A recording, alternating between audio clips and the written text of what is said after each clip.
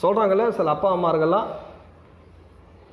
இந்த வீடு உனக்கு தான், வாங்கியிருக்கிற இந்த தோட்டம் உனக்கு தான், எனக்கு அப்போ நீ வச்சு. சில கேட்குறேன், எப்போ பாரு உனக்கு தான் சொல்கிறியப்பா.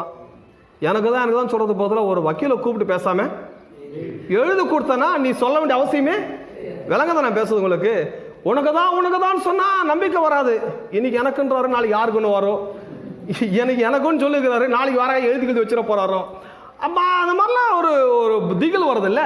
அப்போ என்ன அர்த்தம்? உனக்கு தான் சொல்றதுக்கு பதிலாக இது உங்களுக்கும் எழுதி வைத்து விட்டார். இப்போ கடவுள் வந்து சொல்றவர் இல்லை, ஆல்ரெடி எழுதி வைத்து விட்டார்.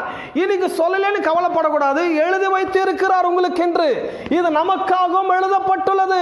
என் சுகத்துக்காக, என் வெற்றிக்காக, என் ஆசீர்வாதங்களுக்காக, என்னுடைய சமாதானத்துக்காக, என்னுடைய சுகத்துக்காக கடவுள் பல 1000 வருஷத்துக்கு முன்பதாகவே தேவ ஆவியானவரால் அருளப்பட்டு எழுதி என் கையில் கொடுத்து விட்டார். இன்னைக்கு காதுல